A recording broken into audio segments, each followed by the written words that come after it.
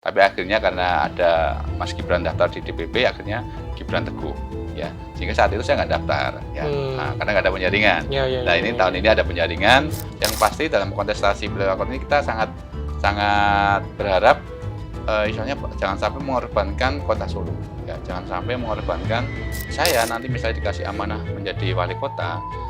Zamannya Pak Jokowi, zamannya Pak Rudi, zamannya Mas Gibran, tentunya akan terus kita lanjutkan. Ya, tentunya hal yang baik akan kita lanjutkan dan tentunya kita sesuaikan dengan kemajuan ataupun dinamika saat ini seperti itu. Jadi, Assalamualaikum warahmatullahi wabarakatuh.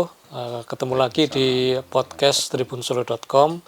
Kali ini ada tamu saya, Mas Her Suprabu dari PDI Perjuangan, dan tentu saja saya nggak basa-basi, saya mengundang Mas Her Suprabu karena saya penasaran.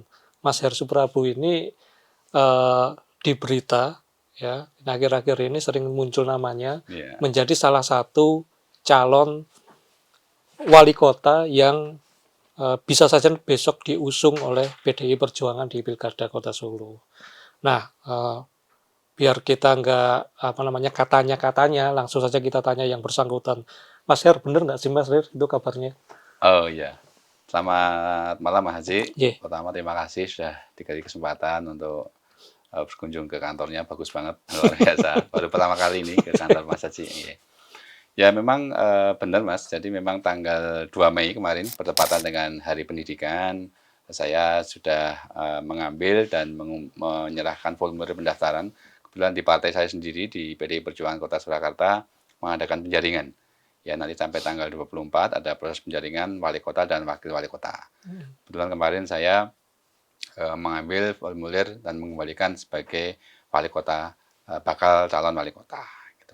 Jadi ya Bismillah, mudah-mudahan nanti mendapatkan rekomendasi dan ditugasi partai untuk lebih bertarung di Pilwalkot atau Pilkada Kota 2024.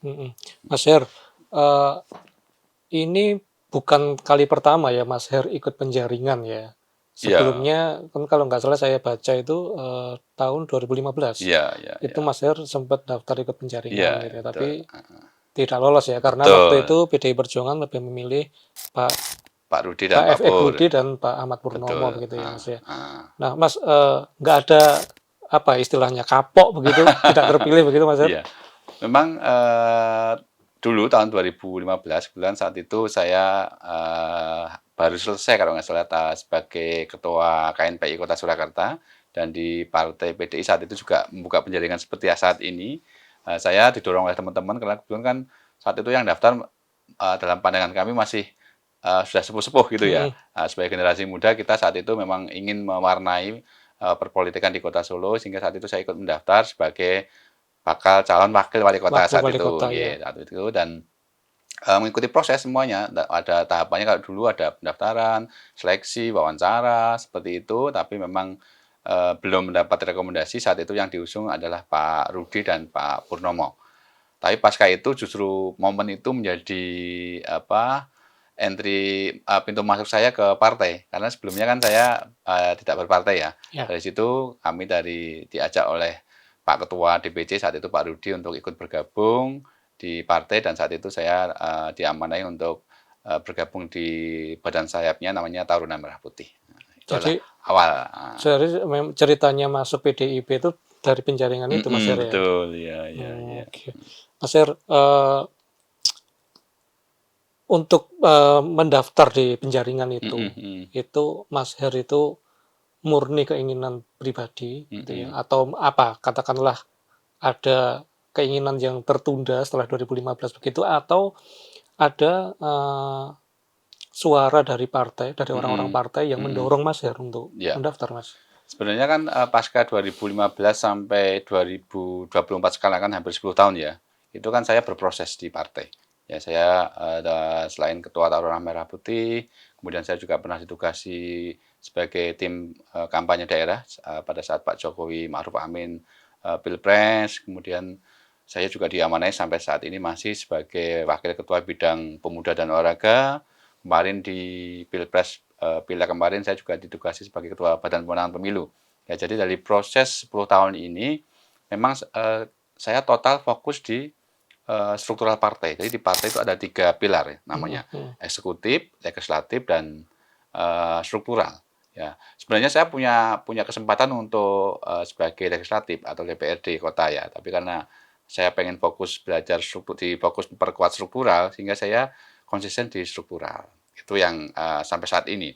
Jadi belum pernah ikut nyalek Belum, sama sekali ya, belum Mas? pernah ikut nyalek. Meskipun saya sebagai ketua Bapilu pasti punya punya apa kesempatan Kesempatan. besar ya Iya, iya, untuk iya, untuk betul, ini betul. untuk menjadi caleg. Tapi memang saya fokus untuk berperan sebagai struktural partai gitu loh. Hmm. Nah saat ini karena memang basic saya itu dari awal kan saya pengusaha usaha ya. Jadi saya Wira pengen swasta ya gitu wira ya, swasta, entrepreneur pengen gitu ya. memanage saya lebih suka memanage organisasi. Ya, makanya kalau eksekutif ini kan memanage ya. Ya. Jadi kalau kemarin periode sebelumnya kan tidak ada penjaringan. Mm-mm. Yang 2020 itu tidak ada penjaringan. Mm-mm. Nah, tapi karena Pak PDI saat itu mendapatkan 50% per satu, akhirnya langsung namanya pengusulan. Saat itu ada pasangannya namanya Purnomo Teguh yang diusung. Tapi akhirnya karena ada Mas Gibran daftar di DPP, akhirnya Gibran Teguh.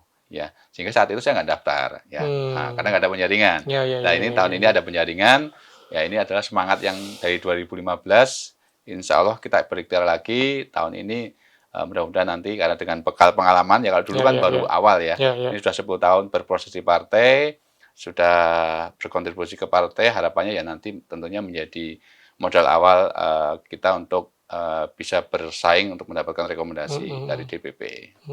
Mas Her ini mungkin mungkin saja ya, Mm-mm. mungkin Mas Her ini juga namanya sudah terkenal di luar atau Mm-mm. mungkin ada yang belum kenal begitu. Mas Iya, Her iya, ini pengusaha di bidang umroh ya. iya, Itu iya, gimana Mas Her ceritanya awal kali nyemplung gitu ya dari Mas Her kuliah terus sampai sekarang jadi Oh pengusaha iya, perjalanan umroh begitu bisa iya. cerita sedikit nggak Mas Her?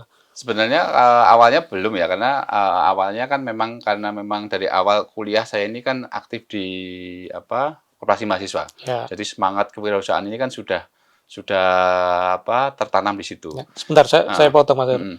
Waktu itu Mas Her ini Mm-mm. sebagai informasi dari Kebumen Iya, kuliah kuliah ke di UNS Solo UNS ya. ya. Terus dari Kopma terus bagaimana? Iya, dari situ tadi begitu lulus kuliah saya masih melanjutkan S2 di UMS saat itu. Muhammadiyah. Muhammadiyah. Jadi jajah saya S1 dan S2 saya itu masih utuh Mas, 10 yang legalisiran itu masih utuh. Mm-mm. Jadi saya belum pernah daftar kerja Oh, sama persiapan. sekali. Belum pernah. Jadi langsung saya berwirausaha saat itu karena basic saya adalah ekonomi pertanian. Mm-mm. Awalnya saya berbisnis di sektor pertanian. Ya, kurang lebih saya membuat namanya CV Putra Bangun saat itu. Bergerak di sektor pembibitan, kehutanan, masih idealisme lah, sesuai dengan Mm-mm. jurusan Ilmu ya. ya. Mm. Itu kurang lebih ya sekitar 5 tahun lah. 5 Itu apa tahun. berjualan bibit begitu? Ya, kita produksi bibit, kemudian apa mensuplai pemerintah, baik itu Ya, provinsi, ya, ya. kabupaten, kota, Ya. ya hampir 5 tahun. Ya. Nah, dari situ memang berbisnis agrobisnis ini kan memang ketidakpastian sangat tinggi karena cuaca ya Ya, sudah ya. produksi Ya. tahu-tahu kena hama dan sebagainya. Jadi Mm-mm. memang tingkat apa ya fluktuasinya sangat sangat drastis. Pas untung ya untung, pas Ya, pas lagi rugi. kena musibah ya Mm-mm. kena musibah dalam arti tadi tidak tumbuh semua karena ini kan Ya, faktor ya, alam ya. Ada hujan, ya. matahari, nggak Pernah panas, rugi Mas Her? ya pernah namanya bisnis itu kalau nggak Iya. pernah rugi ya tadi pernah gitu lah. Nah dari situ kemudian eh, tahun 2000 berarti lulus sekitar 2013 saya membangun tenaga kerja dulu ya PPTKIS namanya atau PJTKI lah terus Iya. terkenalnya tapi Iya. kita punya idealisme saat dulu kan Indonesia banyak mengirim tenaga kerja pembantu. Nah, saya bikin yang formal. Jadi kita yang punya skill. Ya, ya, ya. Misalnya tukang masak, driver, perawat, ya komputer, teknisi komputer dan sebagainya. Jadi kurang lebih saya berbisnis tenaga kerja ini juga hampir 7 tahun. Ya, 7 tahun kurang lebih hampir 10.000 yang sudah saya kirim ke berbagai negara. Nah, ini kita saat itu globalisasi yang sektor formal sekarang tidak harus melalui PPTKS tapi bisa langsung karena sudah tidak ada syarat harus melalui perusahaan tenaga kerja. Ya, saat itu akhirnya beralih saya ke umroh. Ya, nah Dewangga Group sekarang ya Dewangga berarti tahun sekitar 2013 sampai sekarang sudah hampir Iya. 9 tahun ya Iya. di umroh. Nah, sekarang Dewangga ini sudah berkembang juga. Selain kita menangani umroh dan haji, kita juga ada Dewangga Store, itu nanti menangani oleh-oleh haji, Dewangga Properti, Dewangga Farm ini berkait dengan peternakan, ya nanti berkembang menjadi Dewangga Group sampai sekarang yang terus masih Iya, kita kelola. ke apa namanya, ujuk-ujuk ya, Mm-mm. bisa apa, ke umroh itu apa? Karena pertama Mas Her itu Oh umroh, terus ya, tahu jalurnya ya begitu, tahu enggak. kenalan begitu, Jadi bagaimana ceritanya itu? gini, jadi kalau yang umroh ini memang nggak sengaja, jadi nggak ada niatan bisnis Iya, umroh iya, itu. iya. Jadi saat itu saya masih nangani PJDKI atau tenaga kerja. Tenaga kerja. Ada teman saya, sesama alumni Kopma, namanya Mas Ridwan di Jakarta itu, dia punya biro umroh. Perwakilan umroh lah, Hmm, terus nawari saya daftar 3 orang, saya, istri saya, sama ibu saya. ya, Saat itu qadarullah karena suatu hal saya nggak bisa jadi berangkat. ya. Yang berangkat istri sama ibu saya. Nah, terus pada saat itu pulang, ceritalah istri saya, umroh prosesnya. Wah, padahal kan saya biasa ngirim kerja ke luar negeri. Wah, berarti hampir sama aja. Terus akhirnya ditawari sama teman saya itu buka perwakilan. Punya perwakilan di Solo seperti Ya, itu. ya, ya. Tawaran itu saat itu wah, saya nggak mau apa jadi perwakilan. Akhirnya saya pelajari itulah bisnis umroh itu. Saya pelajari dan ini mungkin Mas Aji nggak percaya. Saat saya bikin bisnis umroh, saya itu belum pernah berangkat umroh. Waktu memberangkatkan orang pertama kali Iya, umroh, belum belum umroh. pernah berangkat umroh. Itu sama aja kayak orang jualan rokok tapi nggak ngerokok ya. Iya. Tapi saat itu karena ini bisnis umroh ini kan bisnis kepercayaan ya. Ya, ya, ya. Karena saya itu kan ketua KNPI saat itu ya Ya, masih ya. ya, Jadi ya. kan tokoh-tokoh masyarakat stakeholder kan percaya. Hmm, Pemberangkatan saya pertama berapa? 300 orang hmm. yang daftar umroh tempat saya gitu loh. Padahal tapi nggak ada orang yang tanya, Mas Heru sudah pernah umroh belum? Nggak ada yang tanya gitu loh. Jadi saat saya mendirikan memberangkatkan umroh pertama, saya Ya. belum pernah umroh gitu. Oke, oke, Yang oke. umroh baru istri sama ibu saya. Tapi lancar ya. Lancar karena memang saya pelajari semua ya. Dan saya kan sudah Hmm. pengalaman ya ke luar Iya, negeri iya, ya. iya. Misalnya ke luar negeri kan karena saya memang tiap hari kerjanya ke luar negeri saat itu mengirim Hmm. tenaga Ke kerja. tenaga kerja Ya, itu jadi hubungannya hanya ya. itu manajemen perjalanannya bersama sehingga Hmm. saya pelajari dengan baik dan sampai hari ini saya alhamdulillah lancar sudah Hmm. hampir 20.000 jamaah yang Ya, sudah kita berangkatkan gitu loh. ya, Dan memang tadi kuncinya kepercayaan. ya. Nah, di situ. Oke. Mas Her, Mm-mm. bicara lagi soal pilkada, Mas Her. Di Mm-mm. pilkada ini kan siapapun boleh mencalonkan diri ya, Betul. entah apapun latar belakangnya Mm-mm. ya. Nah, kalau menurut Mas Her dengan background Mas Her sebagai pengusaha itu, Mm-mm. apa sih yang bisa Mas Her tawarkan ya untuk masyarakat Ya. di besok begitu? Iya, di sini memang saya tentunya ya punya punya misi ya, misi yang akan kita angkat nanti misalnya kita diberi insya Allah dikasih amanah untuk mendapat rekom dan nanti bertarung mendapat kepercayaan dari masyarakat. Tentunya kita ingin mengajak masyarakat Kota Solo ini agar lebih bisa mandiri lagi. Ya, mandiri lagi salah satunya memang potensi Solo itu kan di usaha kecil menengah ya. Nah, kita pengen mereka itu bisa naik kelas ya. Ya. Jangan sampai mereka hanya jadi penonton. Dengan kemajuan kota yang menjadi kota modern ya, tapi mereka harus diangkat juga. Ya, harus diangkat baik perannya maupun tentunya taraf ekonominya. Mm-mm. Ya, dalam arti jangan sampai kalau kita lihat kan ada stagnansi di sana. Ya, memang permasalahan UMKM ini kan sangat kompleks ya. Di situ paling menjadi tantangan adalah terkait dengan standarisasi kualitas produk. Ya. Misalnya lah dia memproduksi katakanlah arem-arem. Ya, saat dia dipesan 100 rasanya oke, enak semua. Tapi saat dia dikasih pesanan 1.000 apa 10.000 arem-arem, itu nanti rasanya sudah Hmm. berbeda. Ya. Nah, contohnya seperti itu memang permasalahan klasik yang memang harus kita quality control produk. Ya, saat dia produksi sedikit enak atau bagus misalnya apakah itu merchandise atau apa, tapi kalau begitu kuantitinya ditambah itu ada penurunan kualitas. Nah, ini memang menurut saya itu menjadi PR yang paling segera dibenahi adalah menjaga kualitas produk saat jumlah produksinya ditingkatkan. Contoh seperti itu. Itu memang hampir menjadi permasalahan ya. Kebetulan di partai kita juga ada departemen khusus yang menangani UMKM tadi dan kita sering memberikan pendampingan kepada mereka. Selama ini kan permasalahannya kok selain UMKM kan permodalan, pasar, mungkin digital marketing dan sebagainya. Ini memang harus terus kita tingkatkan sehingga seiring kemajuan kota mereka juga ada kemajuan naik kelas lah. Mungkin parameternya kan jelas, mungkin dari omset, dari karyawan, dari jaringan dan seterusnya. Oke, Mas Her. eh, wali kota saat ini ya, Mas Mhm. Gibran itu pernah mengatakan dia berharap kalau wali kota selanjutnya itu adalah wali kota yang meneruskan ya Ya, legasi yang dia ya, tinggalkan begitu ya. ya, ya, Apa pendapat Mas Her soal itu? ya. Saya sepakat dalam arti dalam sebuah proses pembangunan ini kan memang harus berkelanjutan, ya, berkelanjutan. Dan tentunya masing-masing meskipun seolah-olah jangan sampai ganti pemimpin, ganti haluan atau Kalau ganti tujuan. nanti Ya, tuh, jadi mulai kepemimpinan saya nanti misalnya dikasih amanah menjadi wali kota, zamannya Pak Jokowi, zamannya Pak Rudi, zamannya Mas Gibran, tentunya akan terus kita lanjutkan. Ya, tentunya hal-hal yang baik akan kita lanjutkan dan tentunya kita sesuaikan dengan kemajuan ataupun dinamika saat ini seperti itu. Jadi bukan berarti tidak dilanjutkan, tapi tetap akan kita lanjutkan program-program yang sudah dirintis oleh wali kota sebelumnya, yang mulai Pak Jokowi, Pak Rudi, Mas Gibran, semuanya pasti akan kita lanjutkan dan tentunya di situ juga akan kita evaluasi. Yang membedakan mungkin skala prioritas ya. Kalau Mas Gibran kan sekarang skala prioritasnya di pembangunan ya, fisik ya. Nah, mungkin kalau fisiknya sudah bagus, kalau kita tingkatkan mungkin nanti saya fokus membangunnya di sektor sumber daya manusia misalnya mhm, dan seterusnya. Jadi memang bukan berarti nggak melanjutkan, tapi kalau sudah fisik semua kan juga harus kita pikirkan cara mengelola. Kan sekarang Mas Gibran cukup banyak membangun fisik ya. Nah, itu kan juga nanti karena kebiasaan kita kan membangun lebih mudah daripada memelihara. iya, Nah, tentunya ini tinggalan-tinggalan dari wali kota sebelumnya harus juga kita berdayakan agar bangunan-bangunan itu tetap bisa dioptimalkan, bermanfaat bagi masyarakat, dan tentunya nanti juga harus ditambahi dengan skala prioritas yang lain. Ya paling pembedanya di skala prioritas seperti itu. eee, apa opini Mas Her begitu ya, pendapat Mas Her dari kacamata seorang Her Suprabu begitu, Mhm. terhadap apa yang sudah dilakukan Mas Gibran selama ini di Solo?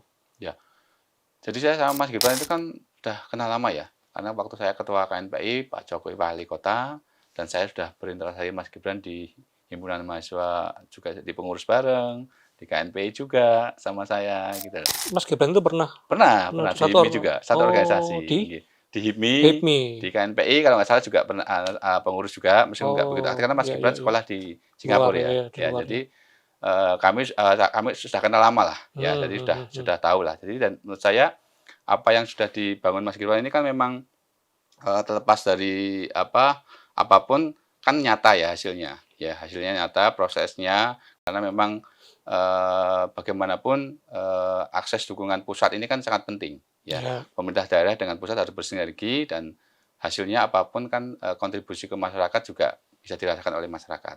Hanya saja mungkin ada hal yang terlewati atau proses-prosesnya itu perlu di tingkat kehati-hatiannya lah nanti kita harus perbaiki di situ. Ya mungkin kerjasama dengan pihak ketiganya bagaimana, ya, dari aspek legalnya bagaimana.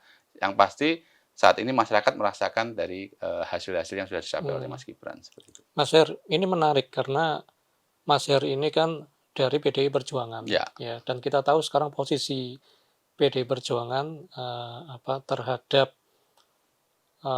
Presiden Jokowi dan Mas mhm, Gibran yang baru ya, saja terpilih sebagai wapres begitu, itu ya, posisinya kan berseberangan. berseberangan ya, berseberangan. Ya, Sementara Mas Her dari PDI Perjuangan, barusan tadi, memberikan pernyataan memuji apa yang dilakukan Gibran. loh, Mas Her tidak khawatir dengan itu?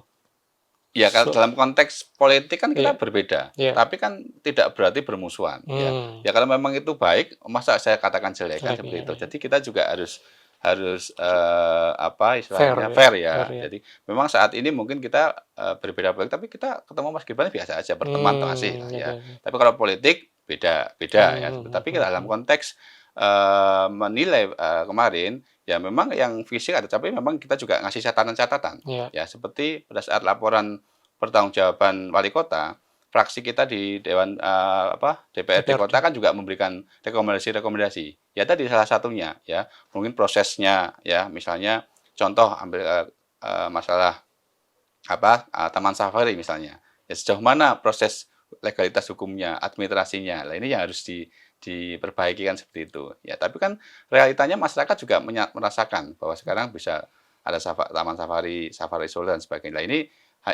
catatan-catatan itu pasti kita berikan catatan tuh. mhm Ya, jadi mhm, dan saya rasa semua pemimpin juga harus dikasih catatan-catatan dalam Ya, jangan sampai hanya dipuji aja. ya, Pasti tidak ada manusia yang sempurna ya.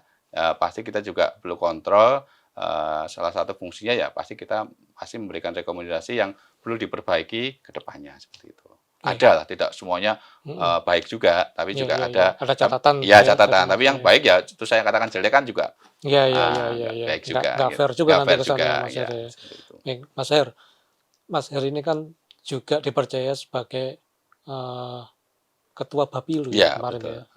untuk Kota Solo ya. Betul.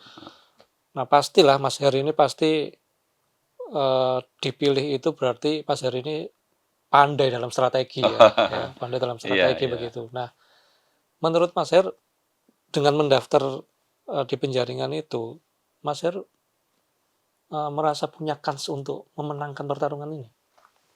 Ya, ini kan pertarungan ada dua ya, pertarungan internal dulu ya. Kalau kita bicara konteks internal, tentunya kita harus punya semangat dan keyakinan ya, karena saya seorang wira swasta Iya, ya. Kalau swasta kan harus yakin dan maksudnya kan ya. punya semangat ya. Tapi kalau udah wah itu nanti itu enggak, semangat dulu ya. Masalah hasil nanti nomor dua ya. Jadi tahapannya internal, insya Allah meraih rekomendasi kita harus Bismillah yakin. Tapi ya kita juga sebagai ketua Bapilu siapapun nanti yang mendapatkan rekomendasi dari DPP, hukumnya wajib kita menangkan kan seperti itu. Jadi tapi kalau untuk pribadi ya berusaha mendapatkan rekomendasi ya. Iya, Tapi kalau hasilnya apapun dari Ibu Ketua Umum ya pasti kita harus menerima dan nanti wajib kita menangkan. Kalau konteksnya eksternal setelah rekomendasi berarti kan nanti pertarungannya di kota dalam arti dengan paslon lain tentunya seperti itu. Ini juga harus semangat ya. Apalagi PDI Perjuangan hampir berapa tahun ya? 20 tahun 25 tahun ini kan selalu mendapatkan eksekutif iya, ya. iya, Mulai dari iya, Pak Jokowi, iya, Pak Rudi iya, dan sampai sekarang iya, Mas iya, Mas Gibran itu iya. bagaimana kan dulu yang usung juga PDI PDIP, Perjuangan. ya, Jadi tentunya semangat ini apa istilahnya histori ini harus kita jaga jangan sampai istilahnya kita harus 2024 juga harus mendapatkan jabatan di wali kota dan wakil wali kota. Nah, Mas Her itu eh, saya kulik sedikit Mm-mm. pernyataan yang barusan ini, Mas Her. Mm-mm. Saya merasa Mas Her ini maju penjaringan ketika justru mungkin situasi PDI di Solo, PDIP di Mm-mm. Solo itu tidak lagi semewah sebelumnya ya. Ya, Kalau sebelumnya itu kan yang mau lawan PDIP itu kan pikir-pikir ya, pikir ya, dua kali mau maju itu. begitu kan. Nah, kalau ini kan sangat banyak nama-nama bermunculan Ya, yang ya, ya, sebelumnya nggak keluar di permukaan, tahu-tahu muncul muncul ya, begitu ya. Artinya semangat untuk bertarung di pilkada itu kan semakin besar ya, setelah apa namanya di pilpres ya, gitu ya. ya, Mungkin setelah di pilpres ya, jagoan PDIP kalah lah begitu. ya. Nah ini Mas Her bagaimana? Apakah tetap yakin begitu dengan situasi seperti ini? Gimana Iya. Mas Her? Ya, jadi memang kalau dari kita melihat hasil pileg dan pilpres, Ya, kita memang akui ya kemarin kita ya kalah lah bisa dikatakan. Kita akui jujur kalah ya. Karena kalau di kota Solo pilpresnya juga kita kalah, kita hanya dapat 34%. Kalau pileg kita juga turun 10 kursi, ya. meskipun masih Ya menguasai. kita masih dapat 20 kursi, Ya, ya. tapi turun itu dianggap Dianggap kalah. ya berarti turun, kalah ya, Turun ya. ya turun ya. Jadi memang tapi kan kemarin memang konstelasi Pilpres dan Pileg ini kan memang sangat sangat kencang ya. Karena memang konstelasi nasional, kemudian di konstelasi di Kota Solo sendiri kan karena bagaimana Mas Gibran dulu kan kader kita.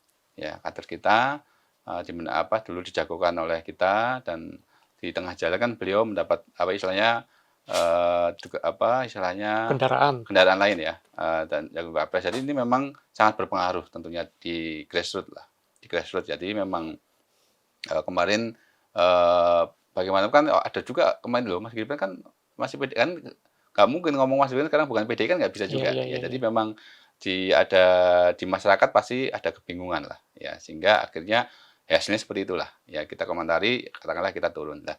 Tapi dengan konstelasi nanti di Pilwalkot saya rasa akan berbeda. Ya karena kan memang jelas calonnya. Misalnya nanti dari PDI kan calonnya jelas siapapun itu kan pasti masyarakat akan oh ya kan yang dukung PDI. Meskipun pasti dinamika di Kota Solo karena partai-partai yang mungkin kemarin mendapat istilahnya menang pilpresnya pasti juga punya Semangat. semangat ya. Ya. Wah, ini butuh Heeh. semangat ya Kita bisa sama. lagi gitu Iya, nggak apa-apa kira-kira. kita berkontestasi yang baik aja, kita mencari istilahnya perang program apapun itu nanti biar masyarakat yang menilai gitu loh. Dan kami dari PDI Perjuangan sangat yakin masyarakat masih akan memilih kami dan tentunya kita juga akan menyodorkan program-program Iya, iya, iya. yang nanti bisa diterima dengan masyarakat ya. Jadi bukan hanya mengandalkan figur, kita juga nanti tentunya akan menyusun visi misi program kerja yang tentunya akan pro rakyat seperti itu. Mas Her, kalau feeling Mas Her ini, kira-kira di pilkada ini PDI akan bermain sendiri atau berkoalisi, Mas? Kalau kita sebenarnya kan istilahnya kita akan ini ya bukan partai yang tertutup Iya, intinya. iya, Kita meskipun kita punya 20 kursi, iya. bisa Bisa maju secara aturan sendiri. bisa maju sendiri, tapi kita sangat terbuka bergandengan tangan dengan partai-partai yang lain ya. Dalam kontestasi pilkada wali nanti kita sudah menjalin komunikasi juga dengan beberapa partai yang lain ya. 1 sampai ada 2 partai yang sudah menjalin komunikasi dan ini masih proses lah ya. Iya, iya. Harapannya meskipun tentunya kita posisinya bukan yang istilahnya harus bergandengan karena ngusung sendiri sudah bisa. Ya nanti mungkin bisa jadi partai pengusung atau partai pendukung ya. Sehingga di kontestasi ini biar imbang ya. Nanti biar imbang dan tentunya ini kan kalau kita berkaca dari Pilpres kan kemarin ada tiga poros ya. Misalnya paslon 1, 2, 3 kan seperti itu. Nah, ini kan tinggal apakah kalau paslon 3 kan sudah sendiri kan seperti itu. Apa 1 itu apakah kedua apa ketiga kan seperti itu. Ini kan masih menjalin komunikasi. Dan ini kan masih dinamis ya. Karena pendaftarannya masih Agustus. Karena politik ini kan last minute ya kadang-kadang di last minute bisa berubah seperti itu. Betul. Yang pasti dalam kontestasi pilkada ini kita sangat berharap misalnya jangan sampai mengorbankan Kota Solo ya, jangan sampai mengorbankan kepentingan masyarakat. Karena sebenarnya kita kan saudara semua ya. Kita kenal semua lah. Calon-calon itu kan kita semuanya kenal ya. Jadi sebisa mungkin ya nanti mudah-mudahan kita bisa berkontestasi yang positif, berperang program sehingga apapun yang diuntungkan adalah masyarakat. Ya jangan sampai karena ego masing-masing, karena kepentingan yang tidak bisa didiskusikan, akhirnya masyarakat yang dirugikan. Itulah harapan kita. Mas Her, salah satu ya dari isu ya biasanya yang di pemilu ya di kontestasi terbuka begitu adalah ketika seseorang itu dianggap pendatang atau putra daerah gitu. Nah, Mas Her ini kan terhitung bukan orang asli Solo ya, tidak lahir di Solo dari Kebumen terus pindah ke Solo mulai setelah diterima di UNS, berkuliah di UNS begitu. Kalau menurut Mas Her, pengaruh gak sih Mas itu isu itu pendatang dia dan putra daerah begitu itu apakah itu menjadi Mas Her apakah menganggap itu sebagai kelemahan Mas Her? Saya rasa enggak, kebetulan bapak saya itu kan tentara ya, jadi saya lahir di Bandung, kan pindah-pindah ya, jadi pindah-pindah, terakhir memang di Gombong ya bapak saya dan saya SMA di sana, tapi kan saya sekarang di Solo berarti saya masuk tahun 92, udah hampir 25 tahun ya, lebih malah ya, sudah hampir berapa itu berarti 30 tahun di Solo, jadi ya bisa dikatakan, dan istri saya asli Solo, jadi ya memang menurut saya itu bukan sesuatu yang kelemahan ya. Dan saya rasa dulu Pak Jokowi di Gubernur Jakarta aja kan dari Solo kan. Jadi saya rasa kita akan menyodorkan program-program dan tentunya apa yang bisa diberikan kepada masyarakat. Tentunya nanti masyarakat juga akan menilai. Ya, jadi tidak, ini orang Solo, ini bukan orang Solo. Saya rasa tidak ada masalah. Sudah nggak relevan ya Mas Her untuk sekarang ini ya. Oke, Mas Her. Mas Her sebagai pengusaha itu pasti sudah punya pikiran untung rugi begitu ya. Berani untung berani rugi gitu. Di pilkada konteksnya berani menang berani kalah. kalau Mas Her nanti nggak terpilih dalam penjaringan atau kalah, apa yang akan Mas Her lakukan? Kembali jadi pengusaha atau tetap Ya, di partai politik gitu, Mas? ya. Jadi kan namanya perjuangan atau perjuangan kan pasti hasilnya bisa jadi bisa enggak. Ya kalau kita bicara kontestasi pilkada, kalau internal di penjaringan ya ini kan bagian dari ikhtiar ya, upaya. Yang penting niat kita adalah membawa kebaikan ya. Jadi kalau saya ya sudah kita ikhtiar dulu, apapun hasilnya ya memang itu qadarullah, nasib saya apa istilahnya yang sudah diatur yang di atas. Jadi saya ya kalau saya kan tetap jalan ya, mau ada pilkada kan saya tetap wira swasta. Kalau wira swasta itu kan sudah apa ya, sehari-hari saya. Ya jadi saya di partai juga insya Allah nanti kalau masih diamanai karena kan habis kongres ada pemilihan kalau masih misalnya nggak dapat rekomendasi, kemudian nanti masih tugasi di partai, dipercaya menjadi pengurus ya siap bekerja lagi. Ya, jadi tidak berarti selesai. Ini kan berjuang terus. Berjuang itu kan tidak ada akhirnya ya. Mm-mm. Nah, jadi apalagi kita berkontribusi kan tidak harus jadi wali kota. Tidak harus jadi wakil wali kota. Kita berbuat untuk masyarakat kan lewat berbagai sarana bisa. Ya, lewat organisasi, lewat pengusaha kan kita juga bisa berbuat. Nah, jadi tidak harus wali kota ini kan hanya ikhtiar aja untuk bisa berbuat lebih banyak untuk masyarakat. Gitu. Oke, oke. Mas Her, ini semua tamu yang ke sini itu saya tanyai pertanyaan ini. Oh iya, Ya. iya, iya. Menurut Mas Her, gimana sih dengan UMK Kota Solo? UMK? Ya, UMR Kota Solo itu UMR, upah UMK. minimal ya. Hmm. Ya kalau terkait dengan upah minimal kota atau upah minimum regional itu kan sudah ada undang-undangnya ya. Sudah ada undang-undangnya ya. Kalau kita, kebetulan saya juga pengurus Apindo ya, meskipun saya bukan masuk Dewan Pengupahan ya. Kita ikuti saja. Selama ini kan kita juga sering diskusi sama teman-teman buruh ya. Harapan teman-teman buruh bagaimana dan sebagainya kan kalau sekarang sudah ada rumusnya ya, sebenarnya lebih mudah ya, lebih mudah. Tapi saya lihat kayak di tempat saya lah nggak jauh-jauh. Namanya pengusaha itu saat kontribusi teamwork-nya itu istilahnya positif dan memberikan kontribusi bagus ke perusahaan, saya rasa kita tidak eman-eman ya untuk memberikan gaji di atas UMK atau UMR tadi. Jadi itu tinggal komunikasi hubungan industrial di antara pengusaha dengan karyawan itu ditingkatkan. Ya mungkin bikin sistem bisnis itu kan gampang ya, untung rugi ya. Selama target katakanlah tahun ini targetnya sekian, itu tercapai kan sisanya bisa jadikan bonus dan sebagainya. Bulan bukannya pamer ya, besok kalau di Dewangga kita tiap tahun tiap tahun kita ada bonus jalan-jalan ke luar negeri. Ya, kemarin ke Cina, ke Jepang, besok pagi saya berangkat semua tim Dewangga ke Turki. Ya, itu bagian dari manajemen tadi ya.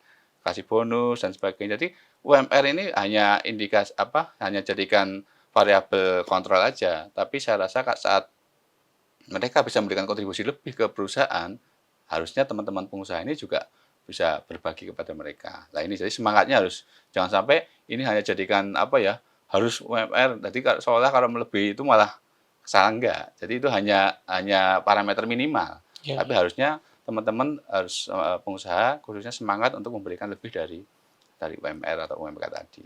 Menurut Mas Her, seorang wali kota itu punya kekuatan nggak untuk mengubah atau menaikkan UMR itu? Ya, dulu memang di Dewan Pengupahan kan yang mengusulkan ke gubernur karena UMK itu kan yang menetapkan dari gubernur ya atas usulan wali kota. Ya. Kalau yang aturan sekarang karena memang kalau dulu memang masih bisa ya karena kan Dewan Pengupahan tetap nanti akan melapor ke wali kota di sini peran wali kota punya istilahnya power ya untuk mempengaruhi UMK itu. Tapi tentunya juga berdasarkan kompromi-kompromi ataupun diskusi-diskusi dengan para pengusaha. Biasanya juga waktu saat penentuan ini kan buruh juga menemui wali kota, Apindo juga menemui wali kota. Nah, ini kan wali kota sebagai pengampu kota harus ada di tengah-tengah ya antara kepentingan karyawan atau buruh dan kepentingan pengusaha. Ya karena memang terutama yang usaha-usaha yang padat orang ya, yang karyawannya 10.000 naik 50.000 ini kan bisa pusing. dampaknya luar biasa. Kalau karyawan cuma 20 naik 50.000 mungkin enggak. Nah, ini yang memang harus ada kompromi-kompromi atau memang sekarang kan saya UMR sektoral. Ya, harus dimulai dibikin sektoral. Ya kalau sektoral yang industri garment atau yang banyak orang mungkin juga jangan disampaikan dengan yang jasa seperti itu. Ini memang mestinya nanti lebih lebih dibikin saya lebih setuju untuk adanya UMR atau UMK sektoral sehingga benar-benar tidak bisa disamaratakan karena tiap tiap bidang usaha ini juga berbeda-beda karakteristiknya gitu. Iya, iya. Mas, saya tanya lagi boleh ya Mas ya? Boleh, boleh, boleh. Mas, ini yang lagi happening Mas. Ya, seandainya besok jadi wali kota gitu ya. Pandangan Mas Her terhadap parkir itu bagaimana? Parkir. Iya. Itu kan banyak keluhkan netizen itu ya. Iya. Apanya cuman ngambil ATM aja 2.000 Iya. gitu kan. Iya. Belanja ke Indomaret atau Iya. ke Kemana? Indomaret Market gitu Iya. kan 2.000 Iya, begitu. iya, iya. Nah, itu gimana Mas? Ya, kalau bicara parkir kan memang ya Mas, kebetulan saya sering ke luar negeri ya. Jadi kalau karakter karakter orang kita itu kan kalau mau belanja, mau ke tempat itu kan harus di depannya. Ya. Ya, jadi kalau di kota lain kan memang ada tempat parkir khusus, ya ke kota-kota ya memang harus banyak jalannya. Ya, Ya, jadi tidak kalau kita kan mau harusnya nongkrong di depannya. Ya, ya, ya. Indomaret dan itu memang karakter budaya yang memang Ya. dari dulu ya. Jadi memang dan itu juga terkait dengan lapangan kerja. Karena kan parkir itu kan tidak butuh SDM yang asal modal sempritan kan sudah bisa ngaku orang parkir ya. Meskipun kadang-kadang namanya parkir liar. Tapi kalau parkir yang sudah tertata kan ada seragam, mereka dibekali kemampuan untuk mengatur dan sebagainya. Tapi kan prakteknya di lapangan masih banyak parkir yang tadi parkir liar ya. Dalam arti modal sempritan dia sudah. Apalagi kalau ada hajatan atau event apa, wah macam apa. Karena memang kapasitas gedungnya tidak mencukupi untuk parkir kan melebar kemana-mana, akhirnya dadakan banyak parkir-parkir yang ada. Ini memang tentunya menjadi permasalahan kota ya. Saya masih melihat ada beberapa titik yang menggunakan bahu jalan lah. Ya selama itu mengganggu, tentunya ada pertama ditertibkan ya lokasi-lokasi parkir yang masih di bahu jalan atau mengganggu lalu lintas. Ya, yang kedua penataan tadi organisasi parkir ya. Ketiga tentunya adalah digitalisasi parkir sebenarnya kan sudah mulai di beberapa koridor kan sudah ada. Meskipun memang kalau ya tadi kita kadang-kadang ke Indomaret terus beli apa sudah ganti parkir lagi. Ini memang mungkin nanti perlu ada bebas parkir ya beberapa tempat zona bebas parkir dan tentunya di situ nanti kita tata ya kita tata kawasan parkirnya sehingga ya tadi sambil melatih masyarakat untuk tadi kalau beli apa-apa ya jangan langsung di depannya. Mungkin nanti memang ada zona parkir yang kita awali dengan kalau parkir sini gratis ya, tapi mereka harus jalan kaki. Oh, Ya, gitu. tapi kalau langsung ke depannya ya bayar kan seperti itu. Tadi ini untuk merubah habit mereka. Ya, wah kalau mau gratis parkir ya ada tempatnya gitu. Kalau yang lainnya berbayar, kalau perlu berbayar lebih tinggi biar mereka mau ke parkir yang kita siapkan. Contohnya seperti itu. Program yang Mas siapkan ya ke depan ya. Ya, kita tata. Kita lihat permasalahan. Tapi memang itu Mas, tadi kalau di tempat kita kan pengen parkir di depannya persis tokonya persis kalau perlu di depan pintunya kan seperti itu gitu. Enggak mau parkir sini jalan setengah kilo apa 100 meter aja pasti beda. Padahal kalau di umroh aja ya di Saudi parkirnya kan nggak sembarangan gitu loh. Jadi harus jalan dulu gitu. Contoh seperti itu Mas Haji. Mas Her untuk menutup ngobrol-ngobrol kita malam ini, bagi dong Mas Her cerita. Mas Her ini kan pengusaha sukses.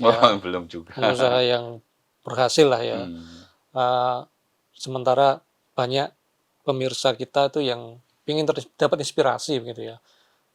Boleh dong Mas Her bagi cerita ketika mungkin ada satu titik di mana Mas Her itu mengalami rugi ya atau sedang di bawah terus kemudian bisa bangkit ya ceritanya seperti apa atau mungkin saya nggak tahu mungkin ketika menjadi awal pengusaha dulu Mas Her nggak punya apa-apa nggak punya usaha apa-apa sehingga sampai seperti sekarang itu gimana Mas Her?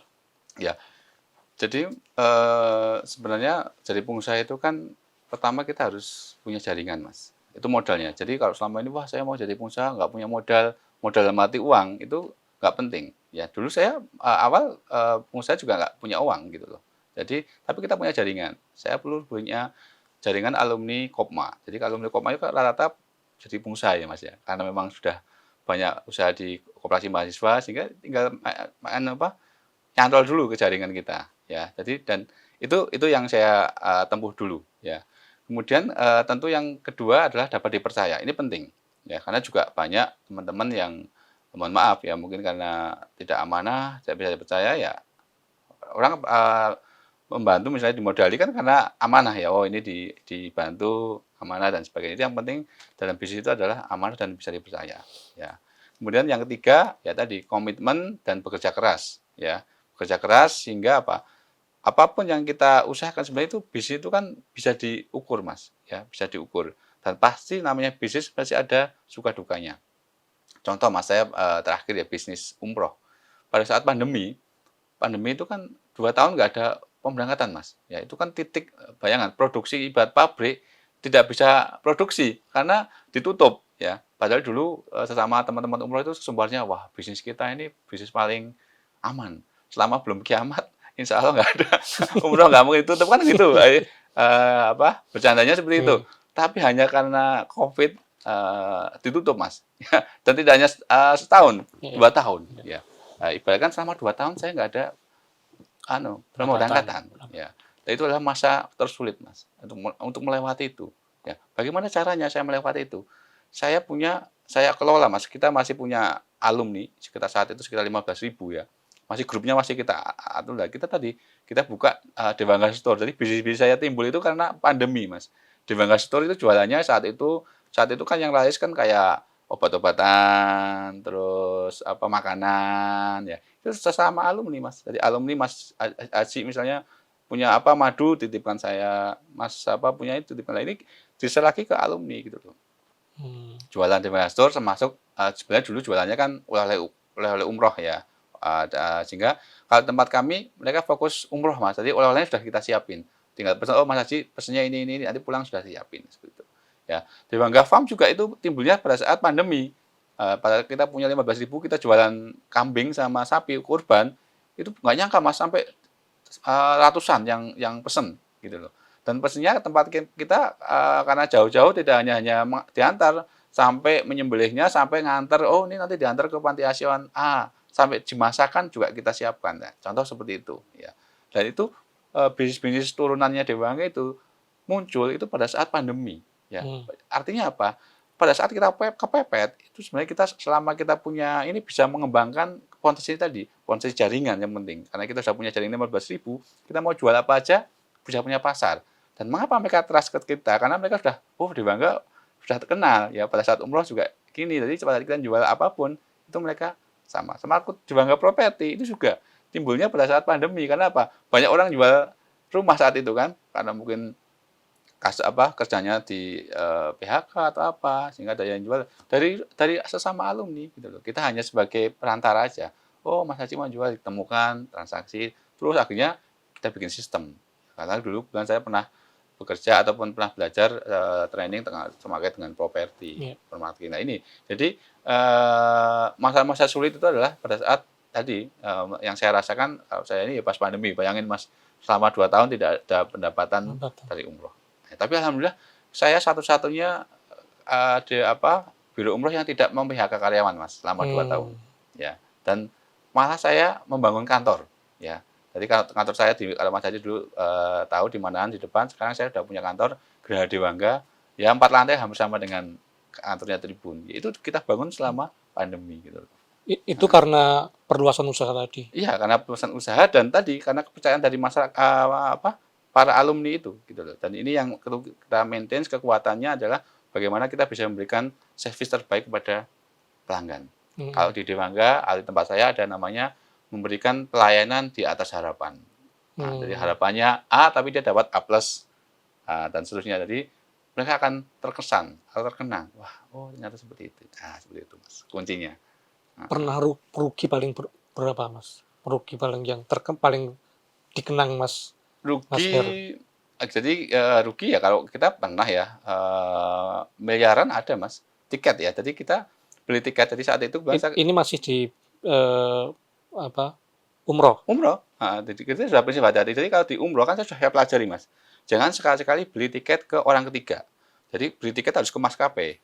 Maskapai A, B, C harus maskapainya. Jangan sampai makelar lah istilahnya. Nah ini ternyata ada oknum maskapai A itu Hmm. atas nama maskapai, tapi ternyata dia kerjasama sama orang ketiga. Nah, rekeningnya itu sebenarnya namanya sudah maskapai, tapi itu abal-abal gitu loh. Oh, jadi sudah terlanjur transfer ke situ, ternyata abal-abal ya uangnya hilang sampai sekarang nggak kembali. Untuk bucket bagaimana itu Mas? Ya itu makanya berarti itu kan manajemen cash flow kita. Ya jadi memang harus anu, dan alhamdulillah nggak nyampe 2 tahun sudah bisa kita selesaikan gitu. Yang penting jamaah tetap bisa berangkat. Kita ya memang harus prihatin dulu di situ gitu. Nah itu tantangan memang. Dalam namanya pengusaha itu ya nggak hanya untung, pasti ada ruginya gitu. Oke. Mas, sorry ya, tadi Mm-mm. ada yang mau saya sambung Mm-mm. soal parkir ya. Saya Mm-mm. lupa menanyakan. Mm-mm. Mas Her, untuk menangani parkir itu kan ada banyak orang bilang itu tidak semudah teori yang dibicarakan gitu kan. Betul. Kalau di lapangan kita mungkin bertemu dengan oknum-oknum ya yang tidak suka ditertibkan. Ya. Ya, penguasa daerah, preman gitu Ya, ya. ya, ya, ya, ya. Bagaimana Mas Her menghadapi mereka nanti? Ya. Jadi kan memang parkir ini sebenarnya kan sudah ditenderkan ya Mas ya. Ya. Ditenderkan ada wilayah-wilayah yang sudah ditenderkan. Ya, itu memang ya kita mestinya kita mulai tertibkan. Ya teman-teman yang mohon maaf tadi mungkin entah itu ormas atau itu kelompok masyarakat tertentu ya dan sebagainya kita didik, kita tingkatkan agar mereka juga mulai punya tahu ya aturan organisasi kalau mau mau ikut tender ya nggak apa-apa. Dia mungkin kita bantu bikin CV atau apa, yang penting mereka tetap kita kasih porsi ya. Karena memang kan saat ini parkir seolah-olah kayak apa ya, kue yang gampang dibagi untuk berbagi lah. Ya, ya, Ya, ya. misalnya, oh sana kelompok ini kasih ini. Ya. Nggak apa-apa, itu bagian dari manajemen mengelola masyarakat, kelompok masyarakat. Tapi tentunya juga kita tertibkan, jangan asal hanya tadi melihat ini, oh jatahnya ini, tapi tetap harus dengan mekanisme bisnis yang baik. Ya, tadi harus ada aturannya, targetnya juga harus jelas. Jangan sampai hanya hilang nggak masuk ke PAD ya, jangan sampai hanya dibagi jatah udah hanya kayak istilahnya hilang, tidak ada kontribusi ke pemerintah. Tetap harus ada presentasinya, tinggal presentasinya nanti bisa bertahap. Oh tahap awal ya tidak mungkin 20% sampai meningkat sampai mereka mampu mandiri dan hadapnya mereka juga sama dengan yang selama ini mengelola parkir yang lainnya gitu. Ya, Mas Her, ini benar-benar terakhir ini Mas Her. Saya nggak nambah lagi Mas Her, Iya, ini Mas benar-benar Haji. Nggak terakhir. apa-apa, nambah juga nggak apa-apa. Saya nggak enak ini, besok Mas Her sibuk ini sebagai Oh pengusaha. enggak, santai aja, nggak Mas, apa-apa. pertanyaan terakhir Mas. Mm-mm. Sebelum orang maju ke penjaringan itu kan pasti kan nggak asal daftar ya. Mm-mm, Dia mm. sudah mempertimbangkan banyak hal gitu Ya, ya. Termasuk, nah soal ikut di kontestasi pilkada ini kan bukan kaleng-kaleng ini, bukan iya. kontestasi kaleng-kaleng ini. Modalnya kudu gede. Nah, Mas Her ini tentu sebagai ketua Bapilu ya, ahli strateginya pemilu itu pasti sudah tahu, Mas. Kira-kira kalau mau ikut pilkada itu harus siap modal berapa, Mas? Iya, iya, iya, iya. Sebenarnya kalau modal ini kan relatif ya. Ya, apalagi kalau partai besar itu kan terukur, Mas. Ya, terukur ya. Misalnya jumlah TPS. Kalau tahun ini kan yang untuk pilkada hanya 1025. Ya, pasti kan situ jelas ada saksi ya dan sebagainya. Katakanlah kan bisa diukur ya. Misalnya katakanlah per TPS untuk berampai dan sebagainya 1 juta atau 2 juta, 1 juta lah. Ya. Ya, berarti kan cuma 1 miliar. Itu Ya. untuk saksi ya, Saksi maksudnya ya. itu kan ya, memang ya. bukan money politik ya. Betul, Kita bicara betul, untuk betul. biaya kos operasional Ya, pilkada ya. mempekerjakan mereka untuk mengawasi Iya, gitu kan ya. gitu. Saksi, Mm-mm. kemudian nanti untuk konsolidasi, mungkin APK, KAO dan sebagainya. Sebenarnya kan nggak banyak. Itu kan memang bisa banyak, bisa nggak tergantung ya. Tergantung dinamikanya. Mm-mm. Kalau dinamikanya, wah sana gini ya pasti tambah dan seterusnya gitu loh. Tapi sebenarnya modalnya ya saksi aja kan sebenarnya yang Iya, iya, terukur. iya, Kalau yang iya. lainnya kan nggak terukur. Iya, iya. Ya kalau nggak terukur ini kan bisa kecil bisa besar, tergantung dinamikanya persaingan atau nanti kontestasinya. Kontestasinya landai ya modalnya sedikit kan seperti itu. Tapi kalau kontestasinya wah Iya, iya. sana gini dan sebagainya ya. Tapi kita berdasarkan pengalaman kemarin kita nanti tidak akan banyak kegiatan yang bersifat show off, Mas. Karena kan kita banyak sekali kegiatan yang jalan sehat lah, yang ini itu menghabiskan nanti kita akan berubah ke strategi yang lebih lebih efisien tapi menyasar ke masyarakat gitu loh. Tapi intinya udah siap Mas ya, secara logistik udah siap. Oh, harus Mas. Harus siap, nanti nggak siap terus yang bayari siapa? Siap. Siap. Mas Her, saya terima kasih. Kami terima kasih sekali. Mas Her sudah menyempatkan waktunya di tengah kesibukan untuk mampir ke Tribun, berbicara semua hal ya, belak-belakan jujur apa adanya. Kami doakan yang terbaik untuk Mas Her. Ya, doanya Mas kedepannya. Haji Siap, Mas semoga Her. nanti bisa berkontribusi yang baik lah untuk Kota Solo gitu loh. Amin. Demikian ngobrol-ngobrol kita sama Mas Her Suprabu. Kita berjumpa lagi nanti di podcast tribunsul.com edisi selanjutnya. Assalamualaikum warahmatullahi wabarakatuh. Waalaikumsalam.